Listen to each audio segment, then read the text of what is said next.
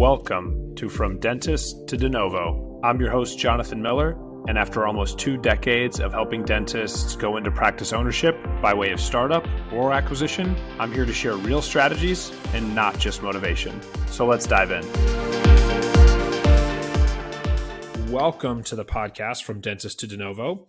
Today we have Dr. Kayla Klingensmith on the podcast, and what's really cool about this is, Doc, I don't want to say mid-project, you're near the end of your project, but we have officially been working together for some time.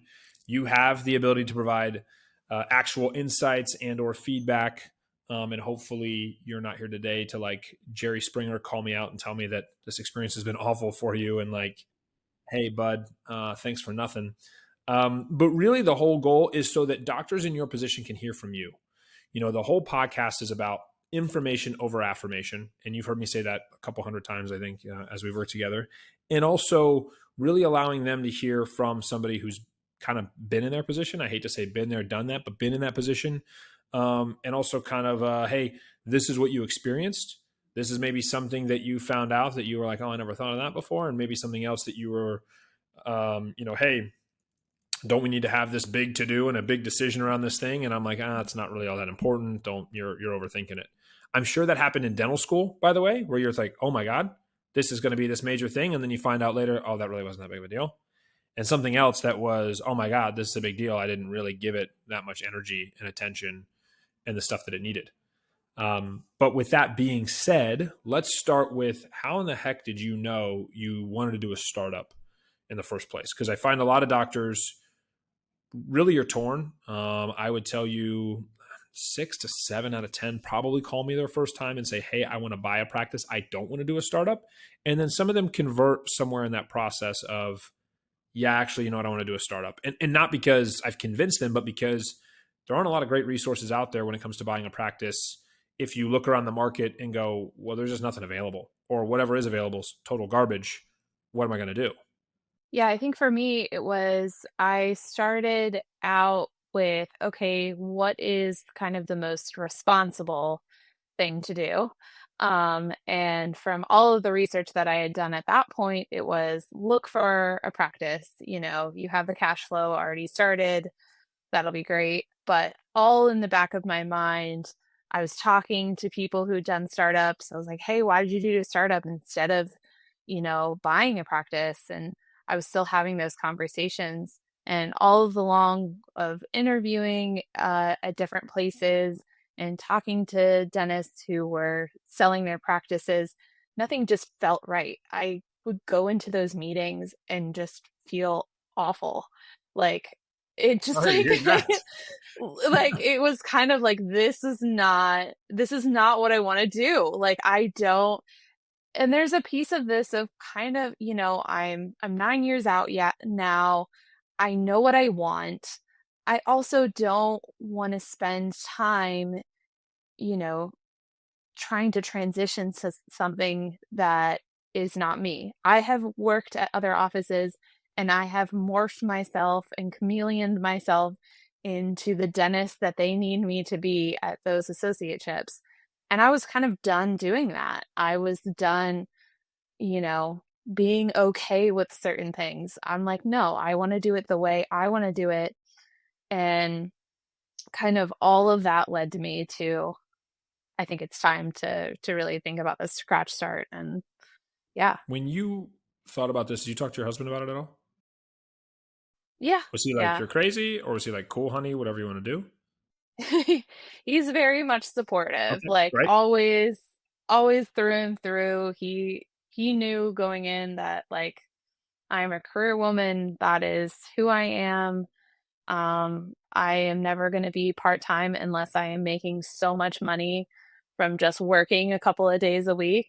Like I want it to be that to be my choice. We're probably not going to have kids, and so Say that now. Famous yeah. last words, Doc. I know. Everybody's always like, you just wait. I was like, 260 It's pound dogs is enough. everybody does their own thing. I wouldn't dare comment. I just, in general terms, I will tell you that being a practice owner gives you all the flexibility and all the freedom that you're looking for. I do think that the security in that is kind of difficult for some doctors, because you really start to realize, oh, the security is me. Like, there isn't anybody else coming to save me. There isn't Yeah. anybody else coming to besides, like, can you vent to your spouse? Of course you can. Can he come in and start doing the dentistry for you? Absolutely not. And unless he's really good at flipping like a sandwich board on the side of the road, you probably can't do a whole lot else for you in the way of like, I'm going to help you, honey, grow this practice type of thing. You know what I mean? And so Yeah. when you move from as the podcast is named, dentist to de novo, that's really more of a mindset, right? You're really moving from dentist to CEO, and the mindset is you have to appreciate the fact that every single year you want to approach this as if you are starting from scratch. Ideally, in 2 or 3 years from now, you're going, well, I can breathe a little easier because I got a lot of cash in the bank, and I know my revenue is going to be a million plus, whatever it might be. But you still want to put the plans together and the mindset together and have that drive, if you will, that, hey, I need to still work hard and hustle. Because that complacency Yeah. thing can be a real son of a gun. So applaud you for saying, hey, because to me, complacency was the adapting to the other offices, right? So applauding Yeah. you for realizing complacency isn't the place I want to be. Adapting to somebody else's habits, maybe mistakes or whatever it was, is just not what was meant for you. I think that the question that I have is, at some point when you said, okay, I'm going to do a startup, what was the next step you took? Do you remember? Like the first thing you did next? So I think I called probably every person that I knew who did a startup Right. and was like, how did you do this? Like, what did this entail? How poor were you? Um, Stress for kind you? of, Yeah. yes, yeah, exactly. Like, there was a piece of this was kind of like, did you have a lot of spousal support? Did you guys have a lot saved up? What type of support did you get? And I don't think I'll ever forget Darren Liu, who's in Oklahoma, has done his own startup with his wife. He told me he's like, figure out who you want to listen to and just like listen to that one person.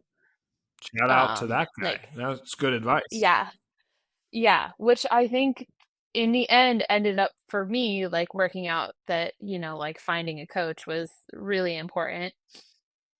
I think I really struggled against that for a while because I was like, hey, I have all these people in my lives. I've got all of these dentists. They've all done this. I'm, you know, I have a wealth of community. I've got like a ton of phone numbers. Like, Totally. I'll be fine.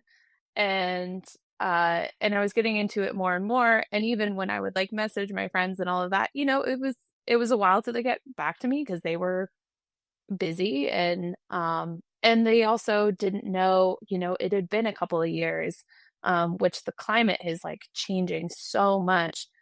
Even just looking at the numbers from 2 years ago to like this year, the numbers are completely different. So just having like a go-to person ended up being kind of something that I circled around a lot Got it. at the beginning. Got it. So that was as you're calling those folks, were you getting any conflicting information? Yes. Yeah, okay. Just a wholeheartedly yes. I find that a lot. And if I ever go into every once in a while I get tagged in a message board or in a group thing or something like that. And then as I'm looking to try and figure out, okay, well, what's the actual thing this person's asking about? Because sometimes we're asking questions, but it's not really the right question, if that makes sense. You know what I mean? And so my point in that is, they asked a question and then there's all these comments about it, and not one of them really answers the question. It's just their anecdotal, or rather like, well, got to go with this bank because I went with this bank, so they're the best bank. And then someone else like, that bank stinks, got to go with this bank. And you're like, okay, well, does anybody know what the right bank is? And then like, why would that make it the right bank for you? Because if it was just about the cheapest interest rate, as you said, those climates change quick. And one bank might have been the cheapest interest rate 6 months ago or 2 years ago, and today they're most expensive rate in town. If that was your, kind of a, hey, I'm going to reduce it down to this one metric, that may not be the right thing to do. But I'm glad that I asked you, because you gave an honest, like, yeah, of course. I got conflicting information all the time because I see that.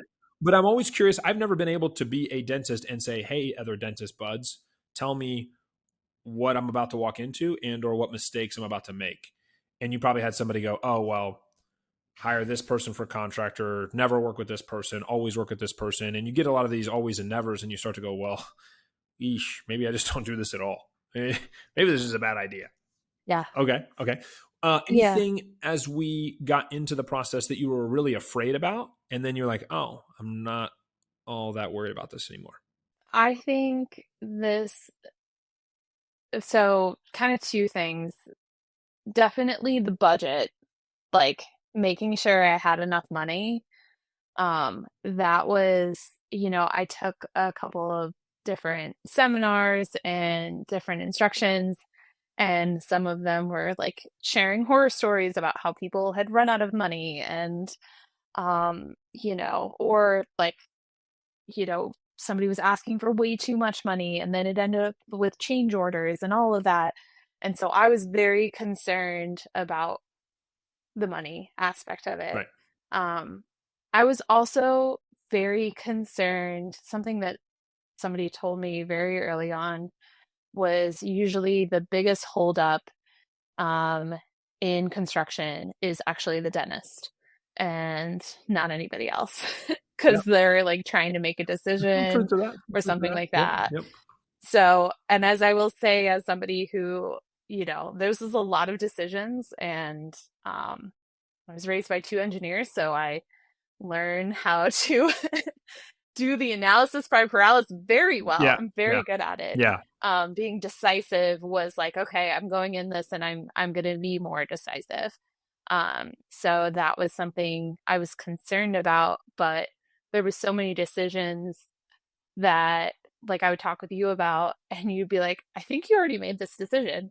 You should just make this today. Like picking contractor. Yep. Yep. Like I was like, I think I really want to go with this one. And you're like, so let's just go with that. And I'm like, I don't have to think about it for another week. And you're like, no, let's just do it. Like, Yeah. and Yeah. even with the bank and all of that was just like, we figured that out. And I was like, do I need to go back to this bank? And he's like, if you like the work with this bank, like they're giving you the best numbers, like just do it and turn everybody else down. And if it changes, it changes. So that was very rewarding at the beginning to kind of get over some of those big decisions right I like in the that first part month. about a lot of times the biggest holdup is the doc. I think that that's something that most doctors don't appreciate as they approach this process.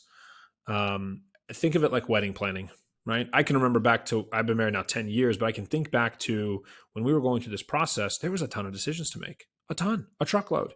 And of course, lucky for me, my wife was all about making those decisions. But I told her when we went through that process, honey, because her mom was very involved as well. I don't know if that's always true or not. I don't know how that works. But I just said, honey, you guys take this thing. Let's be respectful in this. Like, it's not my day, it's your day. And I'm fine with that. That doesn't, I don't know if that's the modern day thing to say, but that's just how I looked at it, right? My version of it.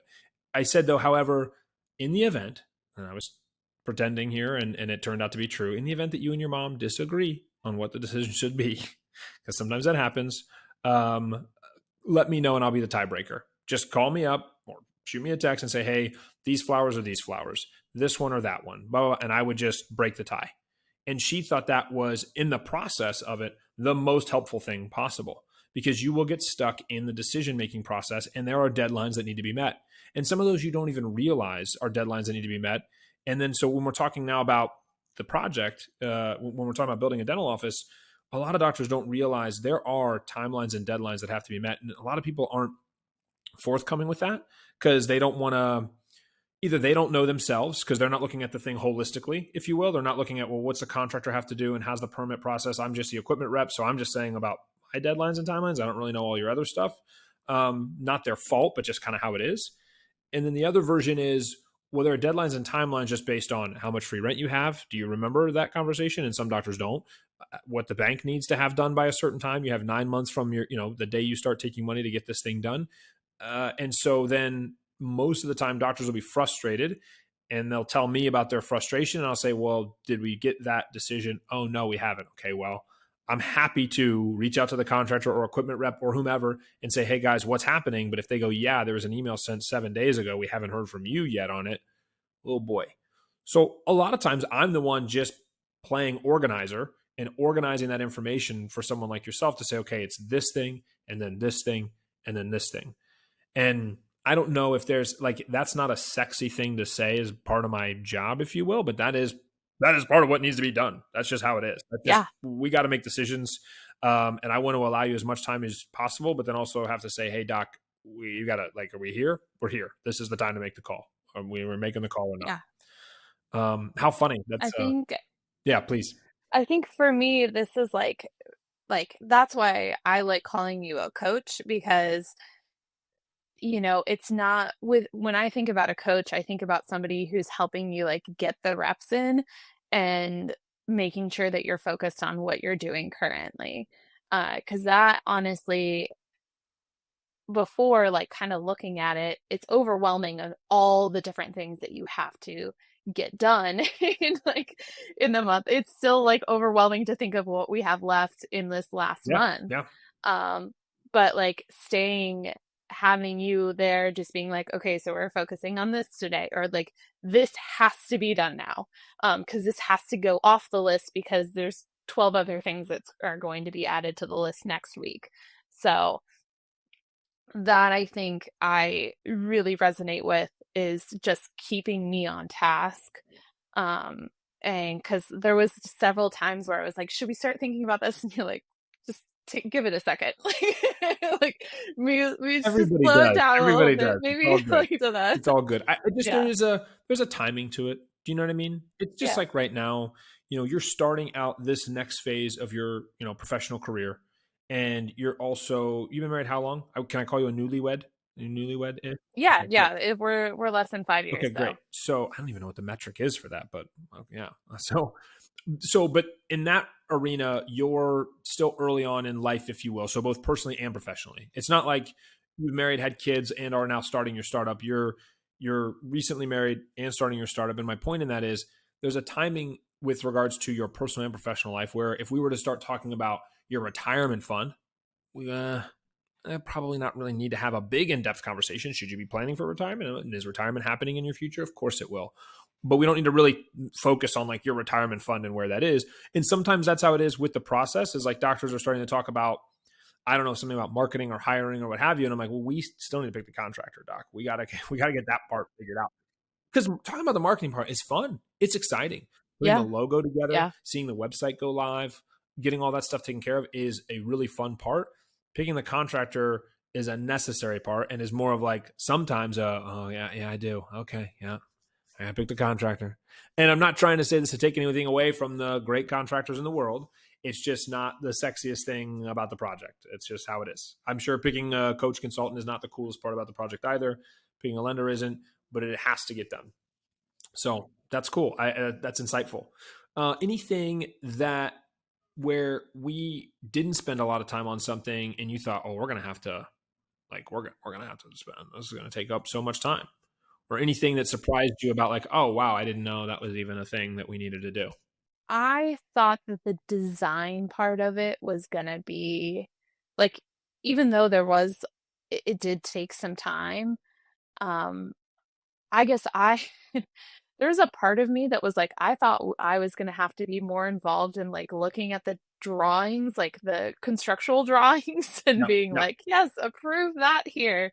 Um, I measured that wall. and That sounds right, guys. You're like, yeah, okay. that seems about right. Uh, and it was nice because I was kind of nervous, like when they started putting things in the walls of like, oh my God, like, can we change things? And then we were like I was going around with the contractor and he was like, they should put an outlet here. And the guy was like, okay, we'll put that another outlet here. And I was like, oh, can I ask for another outlet here? And he's like, yes, this is your building. And I was like, okay, cool. I was like, I didn't know if it was like set in stone. I was Yep. like, nope, Yep. we're gonna figure this out. Like, I was like, okay, so I'd like 3 on this wall. Like, that would be great. Yeah. Like, Yeah. yeah, Those are important steps to the process, and something that I think you know it's very simple. You appreciate that after the fact. Ahead of time, yeah, you're kind of like, whatever, dude. Or do I need to do that? Maybe, yeah, I'll get to it. I think there's some of it that is some doctors approach with a little bit of kind of laissez-faire attitude, or kind of like, oh yeah, I'll just build the parachute on the way down. And to me, I'm like, we need to really follow the process and make sure that deadlines are hit and timelines are hit and all that. And there is, I think, because I have a roadmap for you and a guide for you, then it can come across as like, oh, we don't need to do that yet. Not because I want to be rushed in the end or anything like that, but because, well, there's just sometimes you just can't do stuff till the end. You can't Yeah. register certain things with the state until you're open for business. You can't set up your payroll till you hire employees. Love to get that done ahead of time. Doesn't take that long to do. Could be nice to cross off the list, but until you hire folks, couldn't really do much about it. Credentialing is another wild one. Um, takes a lot more time than maybe it should. There are, certainly tips and tricks along the way. And then there's some cases where like, oh, we're credentialed. Cool. There's no like confetti that shoots out of your phone or anything like that. You're just kind of like, oh, I guess we're credentialed now. Sure, whatever.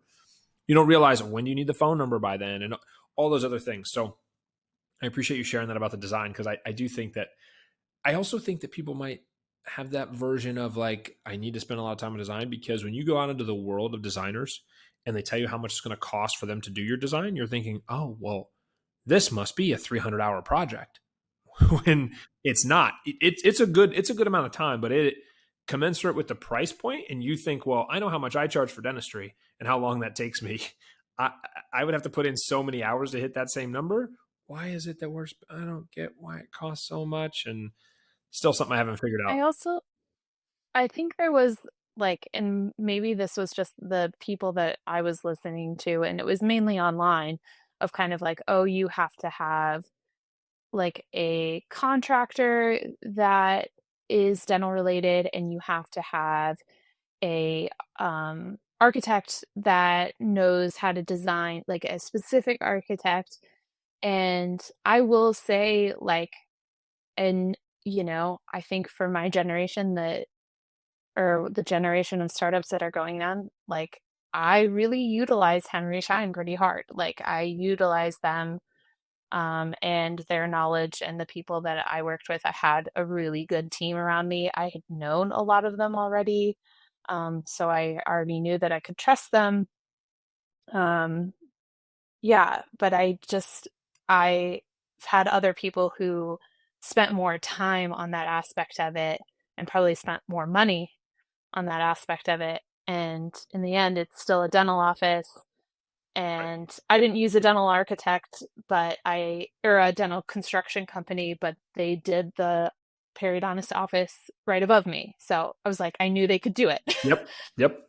I think it's important for doctors to know there are certain exceptions that can be made. And then there are some things where it's just best not to play with fire. And that's different for each Yeah. project. That's unique to each project. It's hard to say. I try to help some docs go, okay, well, look, we can make an exception here. That's okay.